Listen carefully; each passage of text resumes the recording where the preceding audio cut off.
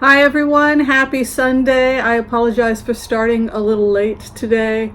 I don't know, it's been real hot, the weather changed, and it's just one of those days where I meant to do stuff and yet I did nothing.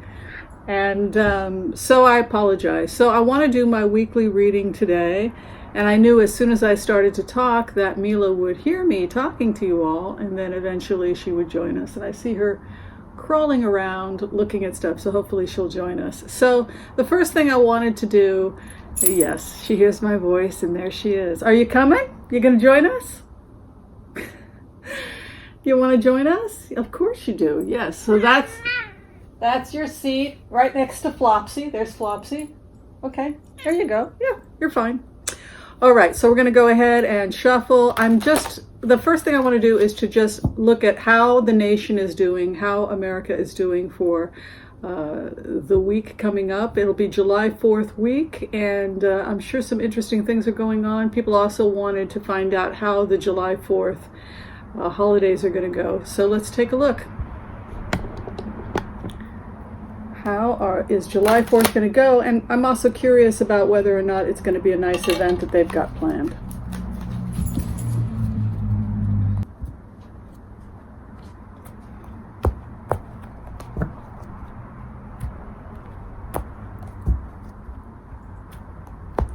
All right, how will the week be, and how is July 4th coming along? We have a frugality card coming in.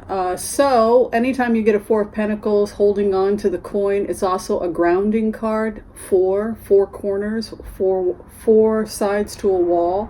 Four is often, it's sometimes been depicted as a card of royalty, but it's really also a card about establishing one's foundation or creating a stable foundation for oneself.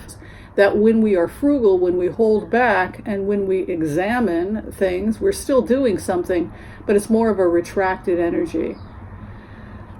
Again, the card that I associate with mastery, Seven of Pentacles, is moving in. So it feels to me like the energy is a retracted energy that's coming up this week, and that people are simply going to be focusing on their own work. Where we are at right now, again, this is retracted energy, pulling back, closed heart, hear no evil, see no evil, speak no evil. When you have a base of a Four of Pentacles and a Two is coming in where we're at, it may be a time when people are kind of defending their position and not necessarily communicating. A nice Three of Cups coming over us, which means that some kind of breakthrough is going to be happening this week, and we can see an Ace of Swords moving in as well. Double aces, very auspicious. When you have the third and the fourth house displaying aces, like an Ace of Wands and an Ace of Swords, that can actually be pretty powerful. Ace of Swords is the sword of victory. It's when somebody has been fighting the good fight, and then the laurel wreath comes at the crown, or the crown and the laurel wreath coming in as a sign of victory with the Ace of Swords. And Ace of Wands kind of has a phallic look to it. It's a phallic symbol, but it also often has to do with one's drive or one's desire to win, one's entrepreneurship. What's interesting is the juxtaposition of those two aces, and what's crossing this stalemate is a Three of Cups. So somebody is going to win. Something is going to be happening this week where there's a feeling like in the great debate, something happens that allows for some kind of justice to come in. King of Wands is the Justice card. I often associate it as the perfect judge. The symbol is Judah. Judah was a character or a person in the Torah who was the great judge. He was the head. Judah was the head of the tribe. And he's symbolized by the Lion of Judah, which is what the King of Wands has as a symbol that he sits in. It's crossing an Ace of Swords. So some kind of a victory for justice or some kind of judgment is going to take place this week that is just. That is an appropriate decision based on some kind of outing or some kind of an expose that happens. So remember when I had said in the past that I got the feeling that something is going to come out? And I also think that film footage is going to be released, photographs are going to be released, and exposés about the conditions of the children in the detention centers. And I think it's far worse than, I'm sorry to say, people realize. And some areas are not even being documented, where they don't even know where some of the children are at. That there's an exposure that's going to be happening, some kind of an expose regarding the conditions, because it's all about examination, examining the facts, getting the information out, closed to some type of a closure regarding information, some kind of a block, and then the final outcome is the hermit. The fact that the high priestess is in the background causing this archetype to come in, which is a judgment card with an ace of swords, leads me to suspect some stuff is going to be coming out this week,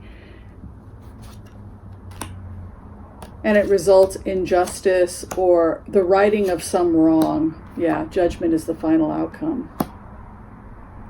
And it has a legal component to it, and it has a military component to it. And it has to do with the ethos of the nation. You can see the Hierophant in the 9th house. And Pentacles. Is the ethos of the country for sale? That's the question. Interesting. So something's going to come up. Some kind of expose is going to come up. And it probably has something to do with what's happening at the border. And it looks like there will be legal decisions that are made that will fall in the favor of the immigrants. It looks like the Democrats, something's going to happen that's going to allow the Democrats to get control over the narrative. And there seems to be a softening on the part of the Republicans. It's interesting. I've been feeling like Trump is starting to lean towards a more moderate position. Even he's kind of the moderate in his group. If you look at Bolton, if you look at Pompeo, he's actually the moderate voice. This is how wild things have gotten. But I just want to go ahead and check on Trump this week. I know that he did go back to North Korea. And I had seen North Korea opening up a little bit more, and that North Korea was embarrassed about the poverty, and South Korea would come in to help get them up to snuff for allowing diplomats and certain persons to come in. So I'm just going to go ahead and check on Trump and the visit in North Korea.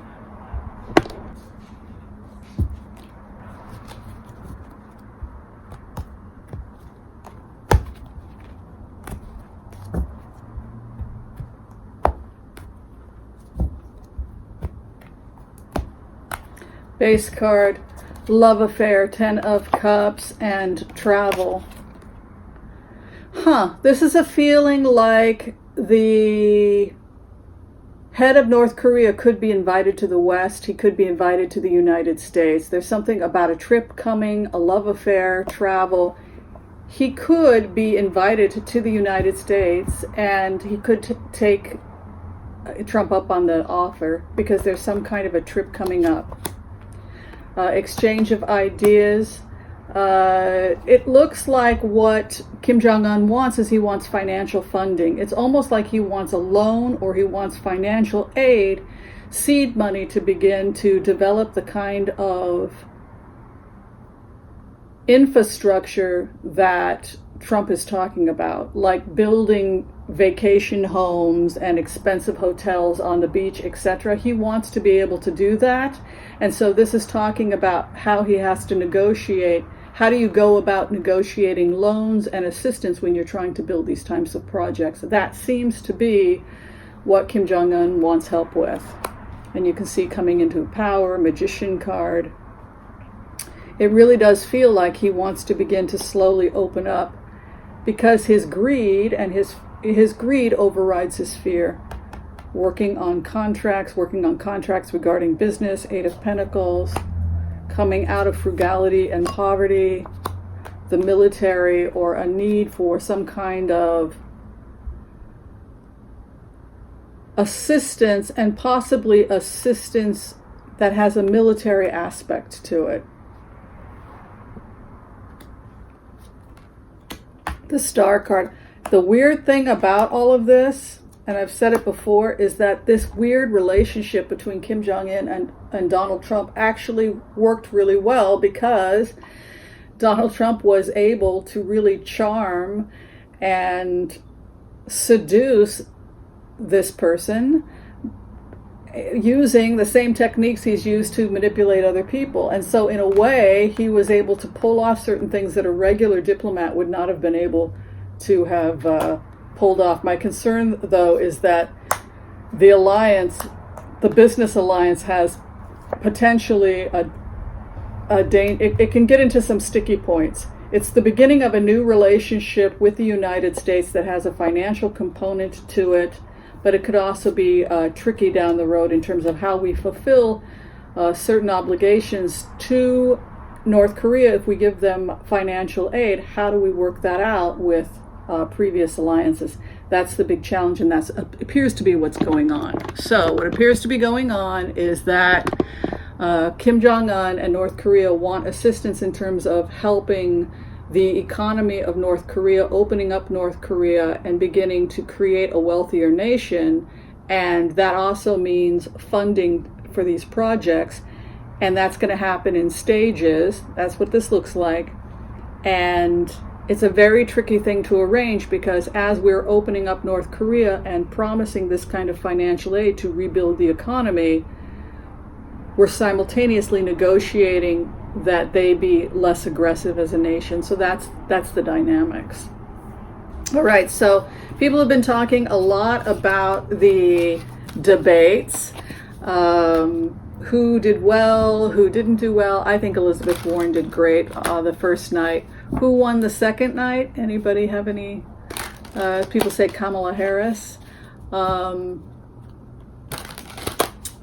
I don't think that she's going to get the nomination, and I don't think Biden's going to get the nomination. I still see Elizabeth Warren. So I'm going to go ahead and shuffle, and I'm just going to check out Kamala Harris first. What is the future of Kamala Harris? I haven't really thrown much on her.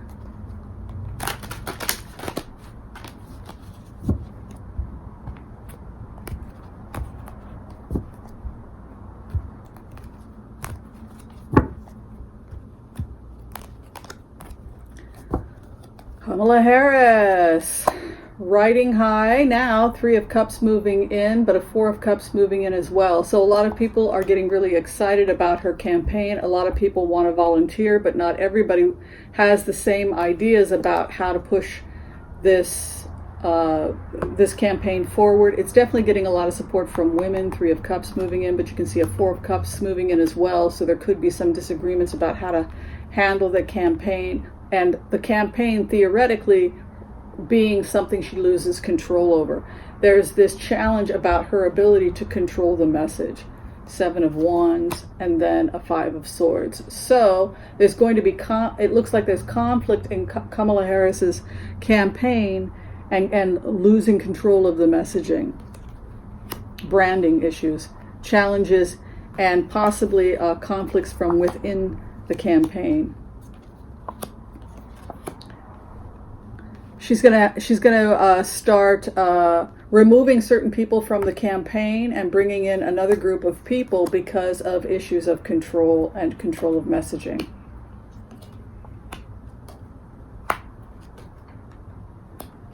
Looks like the campaign's going to be dramatically transformed. I think Joe Biden is considering her as a running mate. Joe Biden understands his age, and he understands he's getting older, and he is thinking about passing the torch, and he is looking at the people that are running right now. Who can I pass the torch to? And the truth of the matter is, even though it looked like they had a little bit of a tiff, the truth of the matter is that Joe Biden sees her as probably his top pick for running mate. He probably wouldn't pick Elizabeth Warren because she's too progressive for him, whereas Kamala Harris is a little bit more of a blue dog Democrat, and so I could see him theoretically picking her as a running mate if he takes the nomination. Yeah, transformation, and then they have the Emperor card. So I don't see a rift between her and Biden, quite the opposite. It looks like they would theoretically work really well together.